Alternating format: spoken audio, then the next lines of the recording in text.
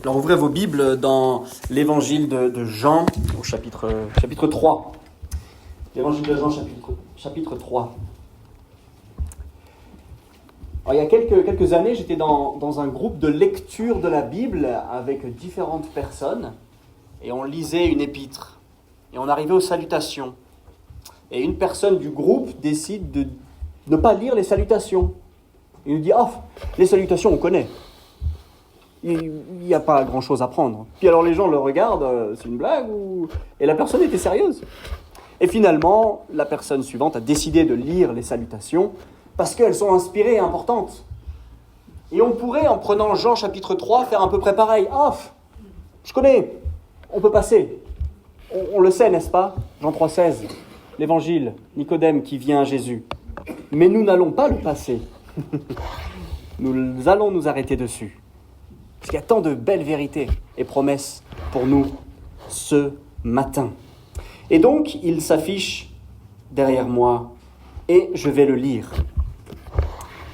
Chapitre 3, verset 1. « Mais il y eut un homme d'entre les pharisiens nommé Nicodème, un chef des Juifs, qui vint, lui, auprès de Jésus de nuit et lui dit « Rabbi, nous savons que tu es un docteur venu de Dieu, car personne ne peut faire ces miracles que tu fais si Dieu n'est avec lui. » Verset 3. Jésus lui répondit « En vérité, je te le dis, si un homme ne naît de nouveau, il ne peut voir le royaume de Dieu. » Mais Nicodème lui dit « Mais comment un homme peut-il naître quand il est vieux ? Peut-il rentrer dans le sein de sa mère et naître ?» Jésus lui dit « En vérité, je te le dis, si un homme naît d'eau et d'esprit, il ne peut entrer dans le royaume de Dieu. Ce qui est né de la chair est chair, et ce qui est né de l'esprit est esprit. Ne t'étonne pas que je t'ai dit qu'il faut que vous naissiez de nouveau. Le vent souffle où il veut, et tu entends le bruit, mais tu ne sais pas d'où il vient, ni où il va. Il en est ainsi de tout homme qui est né de l'esprit. » Verset 9. Nicodème lui dit « Mais comment cela peut-il se faire ?» Jésus lui répondit « Tu es docteur d'Israël et tu ne sais pas ces choses. En vérité, je te le dis. Nous disons ce que nous savons et nous rendons témoignage de ce que nous avons vu. Et vous ne recevez pas notre témoignage. Si vous ne croyez pas quand je vous ai parlé des choses terrestres, comment croirez-vous quand je vous parlerai des choses célestes ?» Verset 13. Personne n'est monté au ciel, si ce n'est celui qui est descendu du ciel, le Fils de l'homme qui est dans le ciel.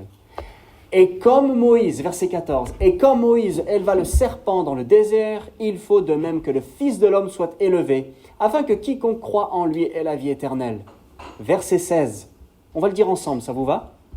« Car Dieu a tant aimé le monde qu'il a donné son Fils unique, afin que quiconque croit en lui ne périsse point, mais qu'il ait la vie éternelle. » Je continue seul, verset 17. « Dieu en effet n'a pas envoyé son Fils dans le monde pour qu'il juge le monde, mais pour que le monde soit sauvé par lui. Celui qui croit en lui n'est point jugé, mais celui qui ne croit pas est déjà jugé parce qu'il n'a pas cru au nom du Fils unique de Dieu. » Verset 19. « Et ce jugement, c'est que la lumière étant venue dans le monde, les hommes ont préféré les ténèbres à la lumière, parce que leurs œuvres étaient mauvaises. » Verset 20. « Car quiconque fait le mal est la lumière, et ne voit pas à la lumière, de peur que ses œuvres ne soient dévoilées. Mais celui qui agit selon la vérité vient à la lumière, afin que ses œuvres soient manifestées, parce qu'elles sont faites en Dieu. » Jusqu'ici, la parole de Dieu. Non, nous n'allons pas sauter ce passage, parce que dedans, nous voyons les standards de Dieu pour avoir la vie éternelle. Nous voyons aussi les vices cachés de notre cœur si tortueux, qui n'aime pas aller à la lumière. Et nous voyons notre unique option pour être réconcilié avec Dieu, croire et se repentir, croire et se détourner de nos péchés. Comme je l'ai dit il y a 2 semaines, l'évangile de Jean est un évangile en 2 parties. Vous avez du chapitre 1 au chapitre 12, le livre des signes. C'est là où, comme vous le savez, Jean a recensé 7 signes pour prouver que Jésus est Dieu. Et si vous vous souvenez, le chapitre 1 commence par quoi ? Commence tout de suite par poser le constat que Jésus est Dieu. La parole est Dieu. Elle s'est faite chair. C'est le constat que pose Jean sur Jésus. Il est Dieu. Hier, j'étais en covoiturage, j'étais à Clermont-Ferrand, et le conducteur était un policier spécialisé dans les radicalisations chez les mineurs. Et donc nous venons vite à parler du fait religieux. Il y avait deux dames qui étaient à côté, qui écoutaient les conversations, et on arrive sur les dérives sectaires. Et un moyen mnémotechnique que j'utilise pour vérifier si nous sommes face à une secte, c'est d'utiliser les 4 signes des mathématiques. Plus, moins, multiplier et diviser. Et donc je parle à le policier qui est à la retraite, je dis écoutez, si vous voulez savoir si vous êtes face à une dérive sectaire, donc vous avez une secte face à vous, vous prenez ces 4 signes. Et donc je commence à expliquer. Regardez par exemple les témoins de Jéhovah, les Mormons, qu'est-ce qu'ils font? Plus, ils ajoutent à la parole de Dieu. La parole de Dieu plus quelque chose. La tour de garde par exemple. Moins, ils soustraient à la divinité de Christ. Jésus n'est pas vraiment Dieu. C'est pas un être éternel. Donc plus, on rajoute à la Bible. Moins, on enlève à la divinité de Christ. Multiplier. On multiplie les œuvres pour atteindre Jésus. On multiplie les choses à faire pour avoir la vie éternelle. Et diviser, on divise l'allégeance entre Dieu et une personne sur terre. Si tu trahis ton pasteur, tu trahis Dieu. Non. Notre allégeance est uniquement à Christ. Donc plus je rajoute à la Bible, moins j'enlève à la divinité de Christ. Multiplier, je multiplie les choses à faire pour être sauvé. Et divise, tu dois avoir une allégeance totale à Dieu et à un gourou, on va dire, sur terre. Et alors que je suis en train de dire ça, les deux dames me disent « nous sommes témoins de Jéhovah ». Mettre les pieds dans le plat, c'est fait. Et donc on a eu un débat sur la divinité du Christ, le reste du chemin. Et Jean commence son évangile, Jésus est Dieu. Il n'y a pas d'autre moyen de le voir. Et comme nous avons fini le premier livre des signes que nous allons parcourir au fur et à mesure de cette année, 2024 et 2025, on arrive sur le livre de la Passion, on a un zoom immense, de nombreux chapitres sur une semaine. La semaine où Jésus va à la croix pour mourir pour nous. Le zoom, le ralenti, où l'Esprit de Dieu qui a inspiré l'auteur Jean pour nous montrer ce qui est réellement important dans la vie de Jésus. Comment comprendre ce passage de Jean chapitre 3 ? Premièrement, on le voit qu'il y a une impossibilité d'atteindre Dieu par nos vies religieuses. Une impossibilité d'atteindre Dieu par les règles que l'on va s'imposer. Si vous vouliez avoir une bonne idée de ce qu'est une vie de discipline, alors vers qui vous tourneriez-vous ? Vers l'abonné du bistrot du coin ou vers un commando spécial ? Commando spécial, n'est-ce pas ? Comment tu rythmes tes journées ? À quelle heure tu te lèves ? Comment tu fais pour tenir une discipline au fur et à mesure des jours, des semaines, des mois ? Pour avoir une bonne idée de la vie religieuse, vers qui est-ce que nous devrions nous tourner ? Vers Nicodème. C'est exactement ce que le verset 1 nous dit. Nous avons un homme d'entre les pharisiens nommé Nicodème, chef des Juifs. Les pharisiens, je vais m'arrêter là-dessus quelques secondes, étaient caractérisés par plusieurs éléments. Premièrement, leur sérieux. Ils étaient si sérieux que le jour du sabbat, ils ne portaient pas de nourriture plus lourde qu'une figue séchée, ni de boisson plus consistante qu'une gorgée. Sinon, ils brisaient le sabbat. Il faut être sérieux sur sa foi. Deuxièmement, les pharisiens ont émergé entre le 3e et le 2e siècle avant Jésus-Christ. Et le mot pharisien, dans son essence, veut dire ceux qui sont séparés. Il y a les pharisiens et les autres. Troisièmement, leur croyance et leur pratique. Pour eux, il fallait avoir une adhésion stricte à la loi de Moïse, à la Torah et aux traditions orales codifiées. Ils croyaient à la résurrection des morts, à l'existence des anges et des esprits, et à la venue d'un Messie. Dans la société, quatrièmement, ce n'était pas un parti politique, mais ils avaient une influence au sein du Sanhédrin. Le Sanhédrin, c'était 70 pharisiens qui avaient une emprise totale sur tous les Juifs.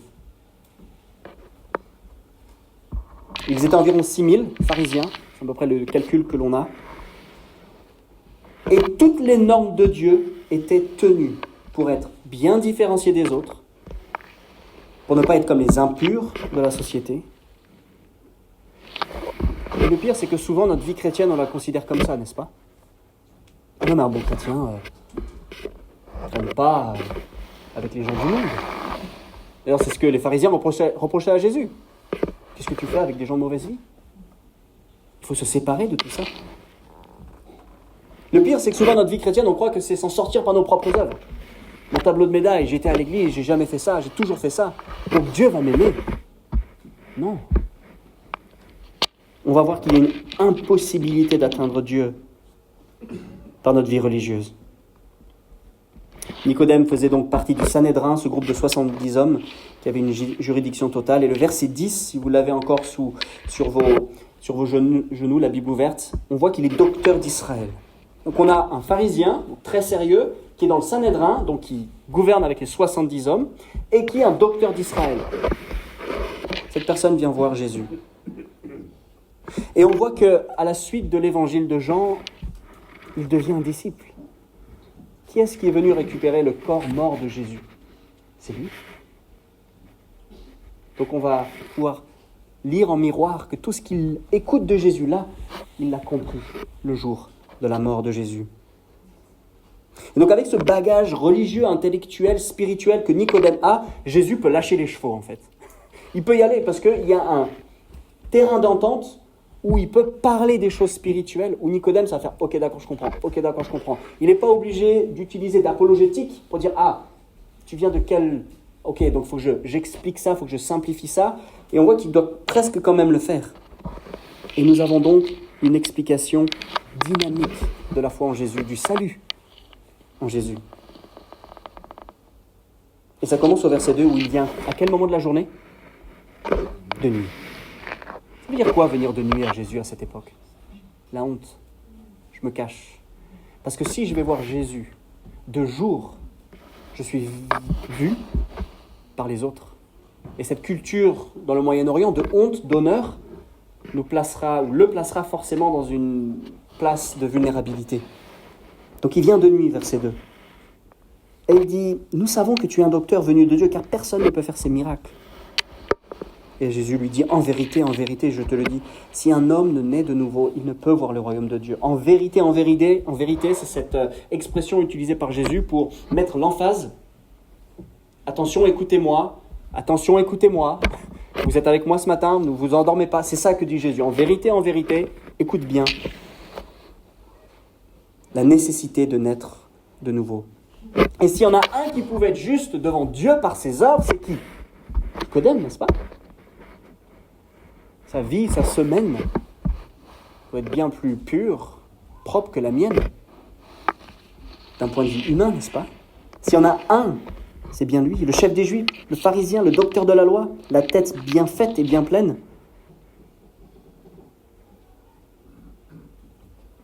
C'est pas un bel enseignement pour nous de réaliser que par l'enseignement des psaumes et des romains, nul ne cherche Dieu. Il n'y en a pas un qui fasse le bien, pas même un seul. C'est ce que les psaumes disent, et Romains chapitre 3, versets 9 à 11. Et si on ne passe pas par cette case-là, on ne peut pas apprécier entièrement la grâce de Dieu et l'amour de Dieu pour nous. Nul ne cherche Dieu, nul n'est juste, pas même un seul. C'est ce que Romains chapitre 3, verset 9 à 11 dit. Il parle de juifs et grecs, tous sont sous l'emprise du péché, selon qu'il y est écrit, il n'y a point de juste, pas même un seul. Tu dois naître de nouveau. Et c'est bien là où notre lecture de la parole de Dieu se fait non par le mérite, mais par la grâce. Non par le « Allez, j'ai eu une bonne semaine, donc Dieu, il est comme ça. Oh, j'ai eu une semaine difficile, donc Dieu, il est comme ça. » Non. Notre assurance, notre filet de sécurité, il est celui que, bien que nous étions ennemis de Christ, il est quand même mort pour nous. Alors c'est vrai que la bonne nouvelle de Jésus commence toujours par la mauvaise nouvelle, et c'est celle-ci. C'est que nous ne pouvons pas atteindre Dieu par nos vies religieuses. Et vous regardez tout ce qui se fait dans la religiosité dans le monde, et malheureusement des fois à l'intérieur des églises confessionnelles, protestantes évangéliques, tant de fois nous entendons « Allez, faites plus ça, arrêtez ça ». Oui, comme conséquence, mais pas comme acceptation de « Jésus va m'aimer ».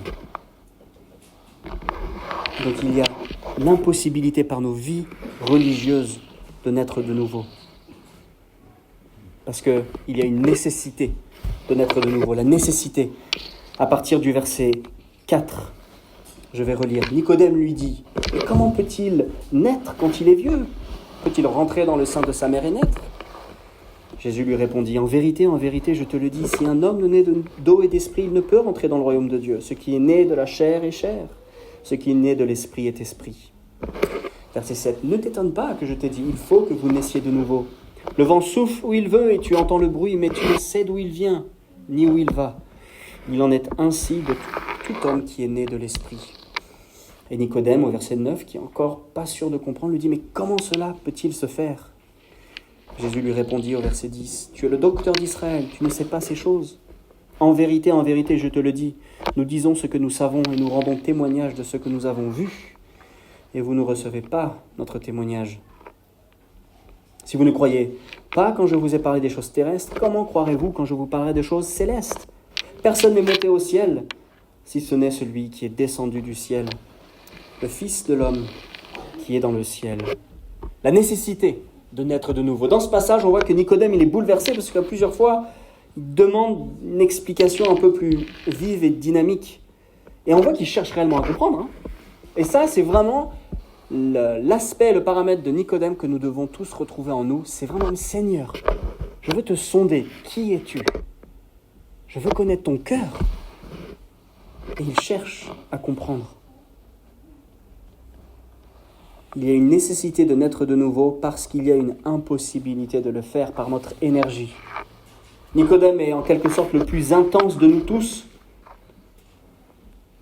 Et Jésus lui dit, c'est pas assez.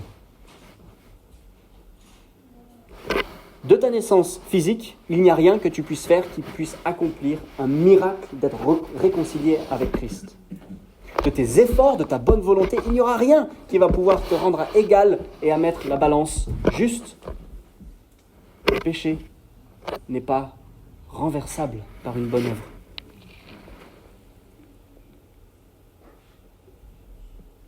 Naître de nouveau faisait écho dans l'oreille d'un pharisien parce qu'ils avaient un dicton à l'époque qui disait « Un prosélyte qui devient juif est comme un nouveau-né. » Un prosélyte qui devient juif est comme un nouveau-né. Donc dans sa tête, ça faisait sens quand Jésus dit « naître de nouveau », c'est-à-dire changer toute chose, être une nouvelle créature, une nouvelle création.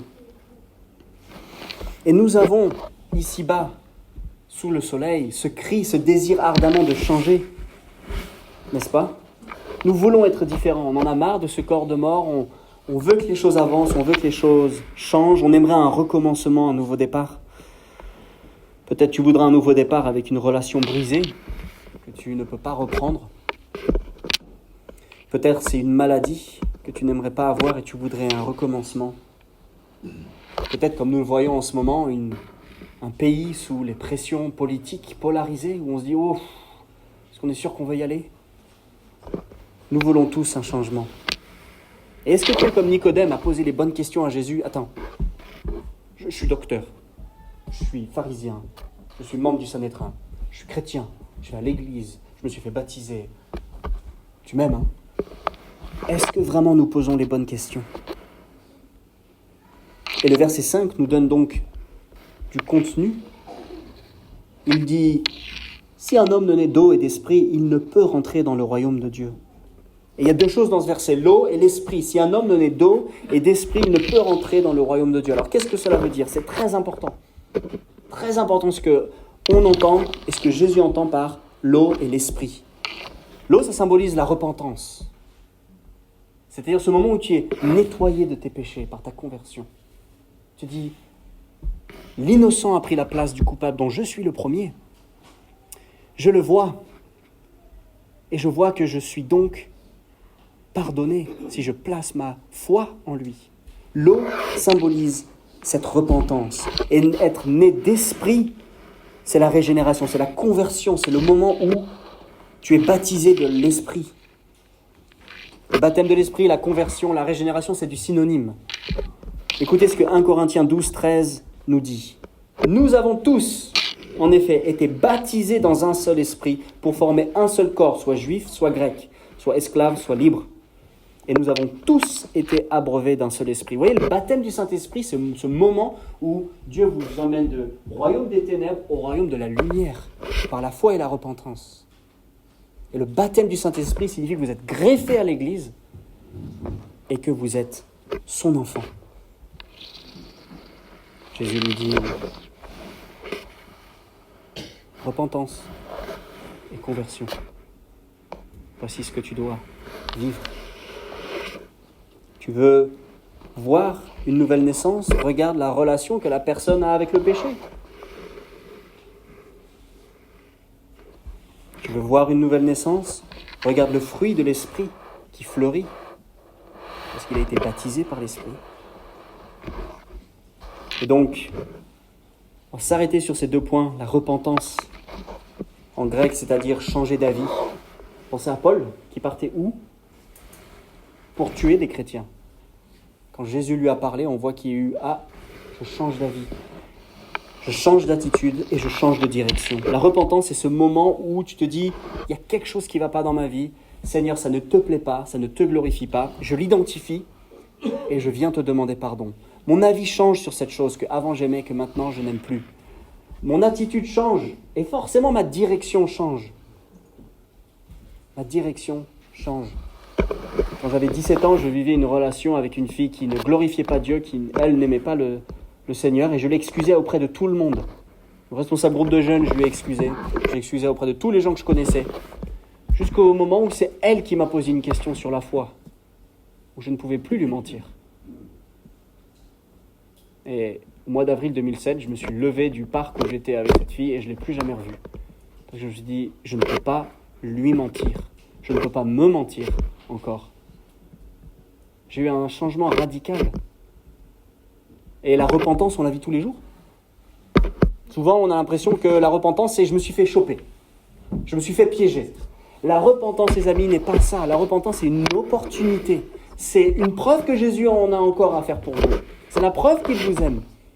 Et si jamais on croit qu'on a comme une épée Damoclès qui va nous tomber dessus par la repentance, ben non, Jésus, il est là. Il dit, mais en fait, je suis heureux de te pardonner. Viens. Changement d'avis, changement d'attitude, changement de direction. Et la présence de l'Esprit de Dieu. Naître d'eau et d'esprit. L'Esprit de Dieu, on le voit comment dans la vie d'une personne? Il marche à la suite de Jésus. Ce qui est magnifique, c'est que quand on est de nouveau, je ne sais pas si vous vous souvenez des premiers jours, semaines, mois, années de votre conversion, vous marchiez, vous dévoriez les Écritures, vous étiez heureux d'être dans la maison de Dieu. Il y a comme une période de lune de miel avec Christ, n'est-ce pas? Galates 5, 16 nous dit « Marchez à la suite de Jésus-Christ ». La présence de l'Esprit de Dieu, voir le fruit de l'Esprit fleurir. Ce n'est pas les fruits de l'Esprit, c'est le fruit de l'Esprit, un tout. Joie, la paix, la patience, la bonté, la bienveillance, la fidélité. Mais ce n'est pas tout.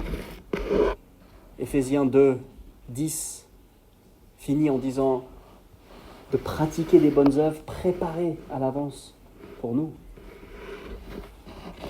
Les preuves du salut sont visibles. Marcher à sa suite, voir le fruit de l'Esprit fleurir, pratiquer des bonnes œuvres. Et le verset 8 vient nous montrer ça, en fait. Il dit quoi, Jésus? Il dit, regarde, le vent souffle où il veut. Tu entends le bruit, mais tu ne sais pas d'où il vient, où il va. Il en est ainsi de tout homme qui est né de l'Esprit. C'est ça, en fait. On voit dans une vie, on voit qu'il y a quelque chose qui se passe, n'est-ce pas? On voit dans sa vie aussi, on se dit, tiens, je galère avec ça, et c'est une preuve que Jésus, il est en moi. J'avance, je grandis, je chute, je demande pardon, je suis encore impatient, je suis encore dans la critique, je suis encore dans la calomnie. C'est pas négociable. On l'a vu, Éphésiens chapitre 4 et 5, la proportion de quelqu'un qui est rempli de l'esprit se voit dans la manière dont il utilise sa langue vis-à-vis d'autrui. Et donc, le vent souffle où il veut. Et ça se voit. On voit qu'il y a quelque chose qui se passe. Il y a une nécessité de naître de nouveau, mais il y a une impossibilité de le faire par notre énergie. Et c'est ce que le verset 6 nous dit, ce qui est né de la chair est chair. Tu ne peux pas t'en sortir. Ce qui est né de l'esprit est esprit. Nos meilleurs efforts ne pourront pas nous sortir de notre situation.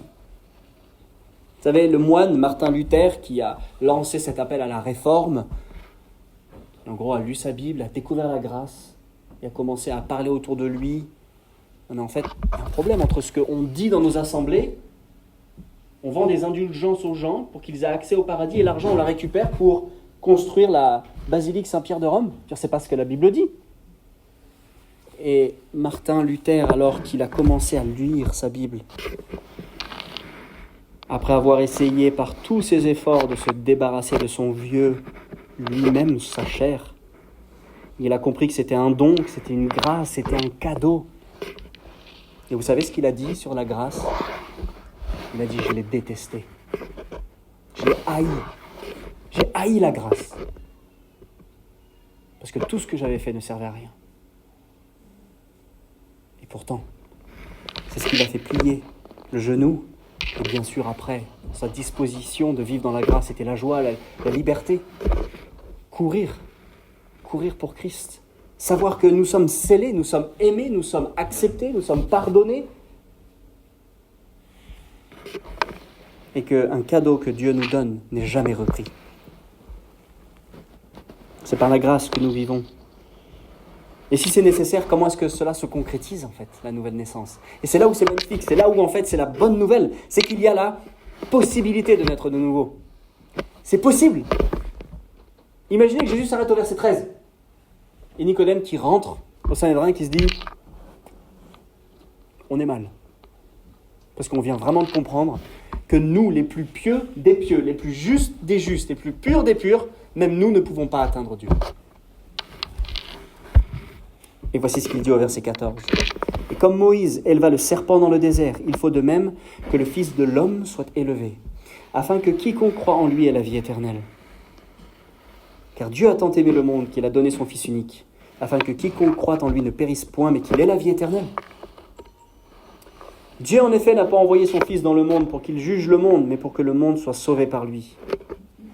Celui qui croit en lui n'est point jugé, mais celui qui ne croit pas est déjà jugé, parce qu'il n'a pas cru au nom du Fils de Dieu. » Alors pour illustrer la nouvelle naissance, Jésus fait appel au versets 14 et 15 à une histoire dans l'Ancien Testament. On va la prendre quelques secondes, c'est dans Nombres chapitre 21. Nombres chapitre 21, mais avant que vous le preniez, rappelez-vous de ce que Paul a dit à Timothée sur l'Ancien Testament, les saintes lettres. Paul dit à Timothée, « Dès ton enfance, tu connais les saintes lettres qui peuvent te rendre sage à salut par la foi en Jésus-Christ. » Donc quand on prend les saintes lettres de l'Ancien Testament, elles nous illustrent Jésus, elles nous illustrent la grâce. Et c'est pour ça que, on va le prendre, Nombres chapitre 21. « Ils partirent de la montagne de Hor par le chemin de la mer Rouge pour contourner le pays d'Édom.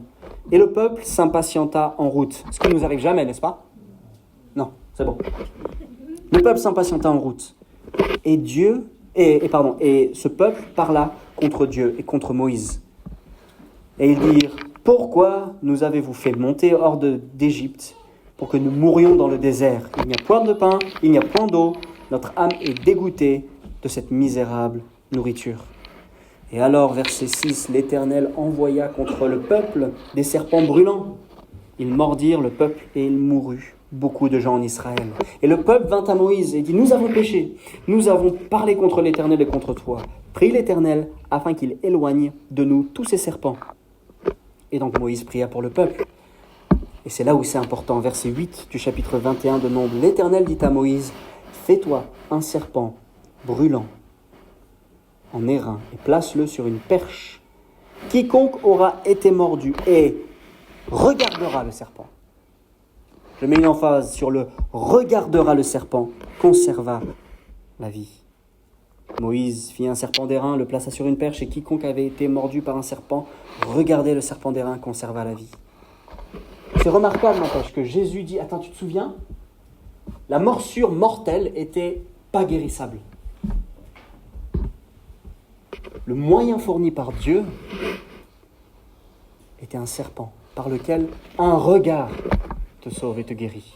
Un regard te sauve et te guérit. Et les parallèles sont forts entre le serpent et l'histoire de Nombres et la croix. Le serpent représente le péché. Le serpent fabriqué et élevé, c'est Jésus qui a pris le péché pour nous. Il a été élevé, c'est ce que 2 Corinthiens 5, 21 nous le dit. Romains 8, 3, Galates 3, 13. Et le moyen d'être guéri et d'être sauvé, c'est un regard, les amis. Un regard. Un regard. S'accrocher à Christ. Et un regard ne suffira pas pour grandir. Après, on doit fixer Jésus pour grandir dans la sanctification. Mais la nouvelle naissance est acquise, les amis. Par ce parallèle, Jésus nous montre qu'il prend nos natures infectées de péché. Et Nicodème, il a bien connecté les indices. Vous savez, les dessins pour enfants, quand vous avez le 1, 2, 3, 4, 5, 6, 7, puis vous avez jusqu'à 75 et vous avez à la fin une belle forme. On en fait des fois avec nos enfants. Et Nicodème, il fait ça en fait depuis le début du verset 1. Ok, d'accord. Naître de nouveau. Ok, je ne peux pas. Oh, esprit. Ok, d'accord. Et à la fin, il fait... Ok, tu vas donner ta vie. Tu vas donner ta vie. Et n'ayons pas foi en notre foi. N'ayons pas foi en notre vie. Ou en notre Église, ayons foi en Jésus. Ayons foi en Jésus. Et la preuve aussi, je pense, dans le cerveau de Nicodème qui devait connecter tellement de choses en même temps. Je pense que Nicodème pensait à la promesse que Dieu a faite à Abraham dans Genèse chapitre 15. Je vais le lire. Genèse chapitre 15, versets 17 à 21. Quand le soleil fut couché, il y eut une obscurité profonde, et un four fumant et des flammes de feu passèrent entre les animaux partagés. Ce jour-là, l'Éternel fit alliance avec Abraham en disant « C'est à ta descendance que je donne ce pays, celui qui va du fleuve d'Égypte jusqu'au grand fleuve, jusqu'à l'Euphrate. » Et ensuite, il nomme les différents peuples qui vivent sur cette terre. Pourquoi j'en parle ? C'est quoi ce virage à gauche que je viens de faire avec Genèse chapitre 15 où Dieu fait une alliance avec Abraham avec un animal coupé en deux. Alors à l'époque d'Abraham, dans la société, quand il y avait une alliance entre deux personnes, je veux dire, on se promet cette chose-là. On se promet de tenir un pacte. Et qu'est-ce qu'il faisait pour ratifier cette alliance ? Prenez un animal. Il faisait quoi ? Il le coupait en deux. Et il le plaçait devant eux. Donc l'animal est séparé en deux. Et qu'est-ce que chaque partie faisait ? Il marchait entre les deux bêtes, entre la bête coupée en deux, pour symboliser que si je ne tiens pas mon deal dans cette alliance que nous venons de passer, que je sois comme cette bête, que je meure. Et ça a montré l'engagement sérieux d'une promesse.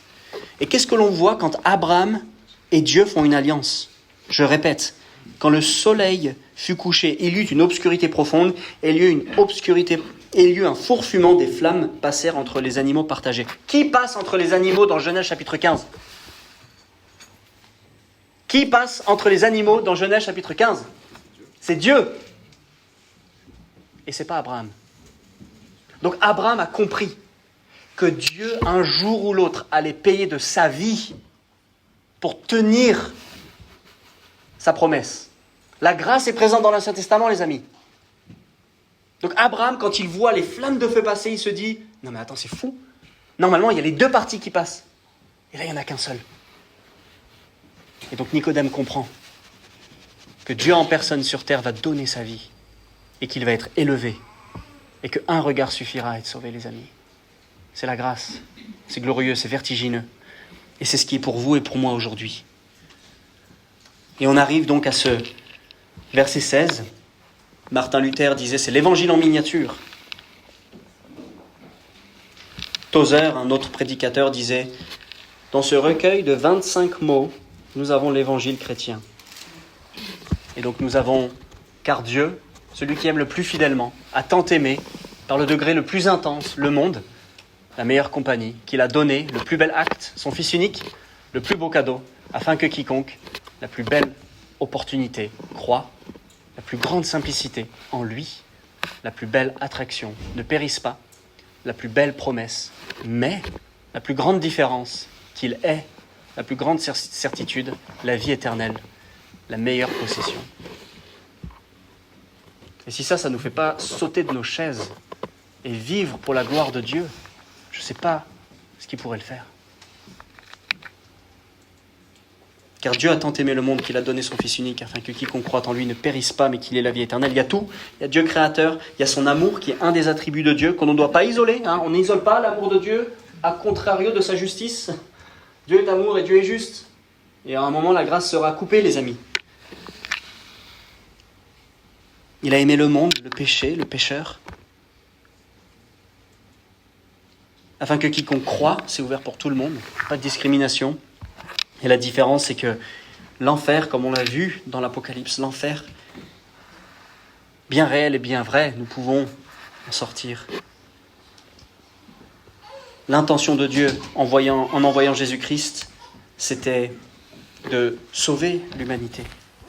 Donc creusons les Écritures, découvrons qui est Jésus, lisons Jésus. Et cet été, voici le défi que je vous lance.